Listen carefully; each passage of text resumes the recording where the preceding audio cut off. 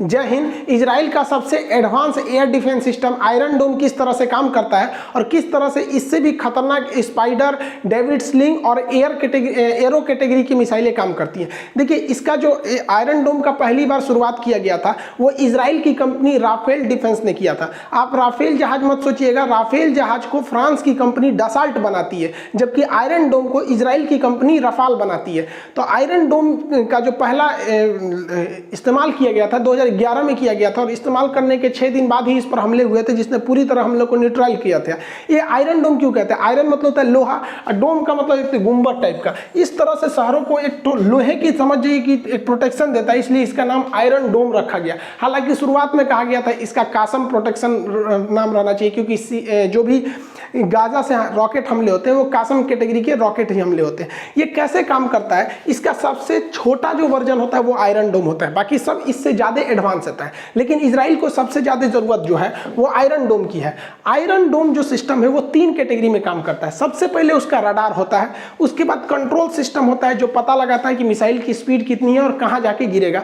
उसके बाद होता है लॉन्चर जो मिसाइल को मारता है, यहाँ से आयरन डोम नाम की जो मिसाइल है उसको यहाँ से मारता है। तो ये 3 सिस्टम होता है। तो दिमाग में बैठा के रखना है कि 3 सिस्टम है, यहाँ से दुश्मन का मिसाइल मारेगा तो 3 सिस्टम द्वारा उसे न्यूट्रलाइज किया जाएगा। अब एक एक करके इन तीनों को हम लोग समझते हैं। आयरन डोम सिस्टम को मूवेबल होते हैं, वो किसी भी तरह से गाड़ियों पे, ट्रक पे ले जाके एक जगह से दूसरे जगह पे ले जाया जा सकता है। तो इसे इजीली मूव किया जा सकता है और कहीं एक जगह फिक्स कर दिया जाता है। जैसे ही हमास या गाजा पट्टी से कोई भी रॉकेट को दागा जाता है, आपको पता है कि ये लोग कासम रॉकेट को दागते हैं। ये लगभग बहुत छोटा रॉकेट होता है, इसमें खुद के गाइडेंस सिस्टम नहीं होते। कई बार ये रॉकेट तो गाजा में से दागिएगा तो गाजे में गिर जाते हैं। कभी कभी दिवाली का रॉकेट हम लोग भी छोड़ते हैं तो अपने यहाँ जाके गिर जाता है। तो इसमें कोई गाइडेंस सिस्टम नहीं है। इसी वजह से देखेंगे ये 2000-3000 मारते हैं, क्योंकि इनको भी नहीं पता है कि कौन कहाँ जाके गिरेगा। ये आर्मी वगैरह पे नहीं, कहीं जाके गिरे, बस उधर जाके गिरना चाहिए। तो इनको जैसे ये लोग यहाँ से दागते हैं तो ये जो आयरन डोम पूरा सिस्टम है, इसका रडार सबसे पहले इसे डिटेक्ट करता है, कि पकड़ता है कि रडार में कहाँ आ रहा है।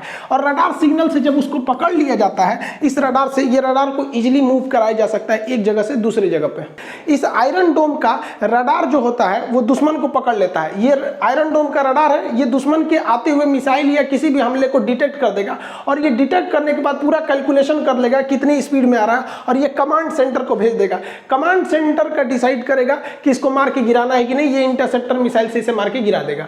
रडार पकड़ने के बाद ये रडार इसको भेज देती है कंट्रोल सिस्टम को।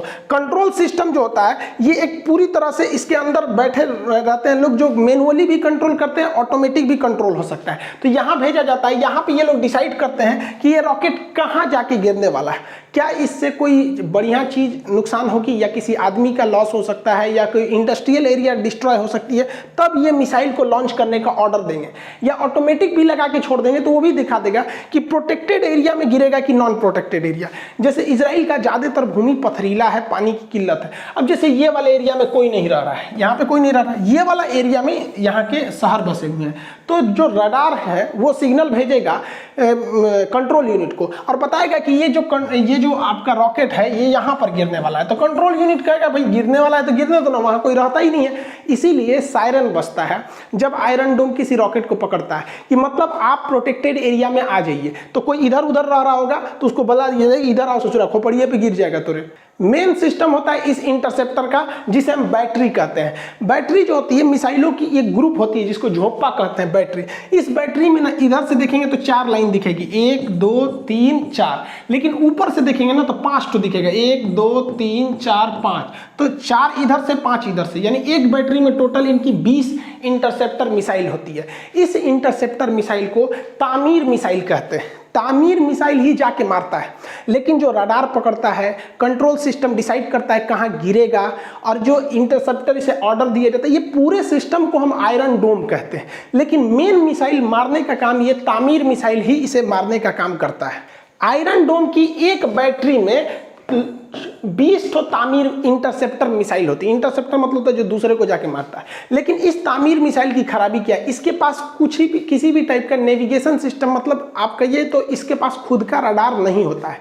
तो ये कैसे पता करता है, तो जमीन पे बैठा रडार जो देखा है उस रॉकेट को, या उस जो हमला किया गया हमास की ओर से जो रॉकेट वगैरह उसको देखा है, तो ये उसको बताता है कि भाई दाहिने मुड़, रॉकेट इधर जा रहा है उधर जा रहा है। तो ये अपने गाइडेंस का यूज नहीं करता है, बल्कि इस रडार के गाइडेंस का यूज करके उसे इंटरसेप्ट करता है। अब इस मिसाइल में दो चीजें होती हैं। एक जो आगे का वारहेड होता है, ये नोक यहाँ पर, इस पे इलेक्ट्रिक ऑप्टिकल वेव रहते हैं। ये इलेक्ट्रिकल ऑप्टिकल वेव चारों ओर निकलते रहते हैं, ये दिखते नहीं है लेकिन वेव निकलते हैं। और इनमें खासियत क्या होता है कि कोई भी इंसान, कोई भी चीज अगर इस वेव से टकराएगी तो इसके पीछे एक फ्रेगमेंट में सेंसर लगा हुआ है, जिसमें टुकड़ों में बारूद भरा हुआ है, छोटे छोटे टुकड़ों में। इससे कोई भी चीज इसके पास से अगर गई तो ये तुरंत बता देगा कि मेरे बगल से कुछ गुजरा है, ये खुद को फाड़ लेता है। तो ध्यान दीजिएगा कि ये जो तामीर मिसाइल है, ये आमने सामने कभी किसी मिसाइल को नहीं मारता है, बल्कि जब ये किसी मिसाइल के बगल से गुजर रहा होता है, तो इसके बगल से जो मिसाइल गुजरती है, तो इसके द्वारा जो वेव निकल रही है, ये जो वेव निकल रही है, ये वेव क्या करता है, इसको पता चल जाता है कि मेरे बगल से कोई गुजरा है, खुद को फाड़ लो। तो ये क्या करता है, खुद को फाड़ लेता है, जिस वजह से इसके साथ साथ ये भी डूब जाता है। तो कहते हैं ना, हम तो डूबे सनम तुम्हें भी ले डूबेंगे, वही काम करता है ये किसी भी मिसाइलों को आमने सामने हिट करता है, बगल से यहाँ पर। अब इस तरह से हिट करेगा ये, ताकि इसको ज़्यादा से ज़्यादा क्षति पहुँच सके। तो इस वजह से आप ये मत सोचिएगा कि 90 डिग्री पे आमने सामने लकड़ी चीर रहा है, वैसे नहीं होगा। जैसे यहाँ देखिए, ये है आपका तामीर मिसाइल, ये मार रेडिएशन छोड़ा हुआ है अपना। अब कोई भी इसके संपर्क में, जैसे देखिए ये उधर से संपर्क में आया, ये टूटेगा और ये पूरी तरह से ब्लास्ट कर जाएगा। तो याद रखिएगा, ये पैरेलली जाके ब्लास्ट करता है, 90 डिग्री पे नहीं। जब कभी भी तामीर मिसाइल इस तरह से रहता है तो ये बहुत ज़्यादा घातक हो जाता है और इसके बचने की संभावना ना हो जाती है। इसलिए कहा जाता है 90% ही कारगर होता है, 10% में कभी कभी ये मिस कर जाता है। अगर ये 90 डिग्री पे होगा, ऐसे दुश्मन का मिसाइल ऐसे है और ये ऐसे जाएगा, तो इसमें बचने की संभावना इसकी ज़्यादा हो जाती है। इसलिए ये तरीका अनसक्सेस हो जाता है। इसको कैसे समझेंगे, जैसे समझिए, ये है हमारा तामीर मिसाइल।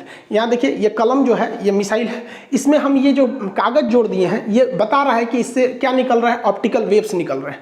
अब कोई भी मिसाइल इसके बगल से गुजरेगा, तो बगल से गुजरेगा तो इस ऑप्टिकल वेव से टकरा जाएगा, और जैसे टकराएगा इससे तो ब्लास्ट हो जाएगा। लेकिन अगर कोई 90 डिग्री सामने से निकल गया तो इस ऑप्टिकल वेव से वो नहीं टकरा पाएगा, जिस वजह से उसके बचने की संभावना ज़्यादा हो जाती है। इस वजह से ही 90 डिग्री पे जब भी कोई मिसाइल आती है, जैसे यहाँ से आया और ये इधर गया, तो ये 90 डिग्री ये आमने सामने होता है तो बहुत कम चांसेज है। कभी कभी तो दो मिसाइल सामने से ही जाती है और दोनों 90 डिग्री पे रहती है, तो ये दोनों निकल जाते हैं सब वहाँ पर। इजराइल ने इसमें सुधार किया और क्या किया, इस मिसाइल में विंग्स वगैरह को और एडवांस किया, जिससे कि ये अपनी दिशा बदल ले। और अगर मिसाइल एक बार मिस कर जाता है तो ये दिशा बदल के उसको पीछे से आके, रडार उसको कहता है अरे रे पीछे से चोटिया, उसको चोटिया, तो पीछे से जाके ससुरा उसको चोटिया के मार देता है, उसको पिछवा से मार देता है उसको। यानी एक बार मिस हो गया कोई दिक्कत नहीं, लौट के आएगा फिर मारेगा, दौड़ा दौड़ा के मारता है। बहुत खतरनाक है ये तामीर मिसाइल। याद रखिएगा, आयरन डोम और तामीर मिसाइल में अंतर है यहाँ पर। अब जैसे यहाँ देखिए, ये दो मिसाइल ससुरे इधर थे, सब दुश्मन के, ये वाले मिसाइल हैं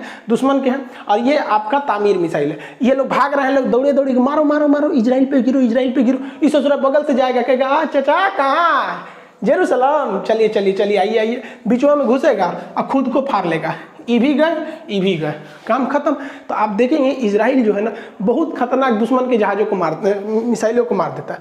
अब जैसे ये लोग आगे सूर्याइले आ रहे हैं मुंह उठा के, चलो चलो मारो मारो मारो मारो, वहाँ पे आइए, अगवे से आके कहेगा आइए आइए पधारिए यहाँ पर। और जैसे ये आएंगे इसके सेंसर में टकराएंगे, ये खुद को फटेगा, ये दोनों लोग फट जाएंगे। आयरन डोम किसी भी वेदर कंडीशन में, चाहे बारिश हो रही हो, तूफान आ रहा हो, किसी भी वेदर कंडीशन में जाके दुश्मन को मार सकता है। ये ऑल वेदर काम कर सकता है।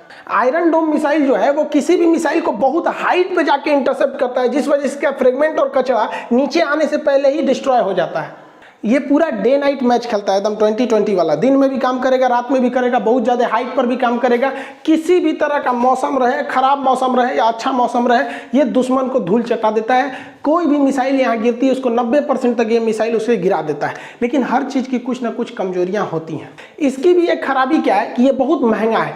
एक इंटरसेप्टर जो मिसाइल निकलती है वो आती है 30 लाख रुपए में, और लोगों की जान को बचाने के लिए। और इंटरसेप्टर मिसाइल का कंसेप्ट होता है कि दो मिसाइलों को एक साथ मारा जाता है, क्योंकि अगर मान दी वो एक तो मिसाइल 90 डिग्री पे निकल गई तो दूसरी वाली उसको जाके इंटरसेप्ट कर दे। तो अगर हमास एक ठो कासिम रॉकेट मारता है तो हमास का एक कासिम रॉकेट आता है 3 लाख में, और इनका एक इंटरसेप्टर आता है 30 लाख रुपया में, और दो छोड़ना पड़ता है। यानी उनके 3 लाख के लिए इनको 60 लाख रुपया खर्चा करना पड़ता है। लेकिन इन लोग की जान की अहमियत है, इन लोग की संख्या भी बहुत कम है, और इन लोग के पैसा की कोई कमी नहीं है। और हमास वगैरह के पास फंडिंग डायरेक्ट नहीं आती है, इधर उधर से इलीगली तरीके से छुपा के ही फंडिंग आती है। तो पहला, इसका कॉस्ट बहुत खतरनाक है, लेकिन इजराइल ने इस कॉस्ट का भी काट निकाल लिया है, आगे समझाएंगे। दूसरा, इसका एक सेचुरेशन पॉइंट होता है।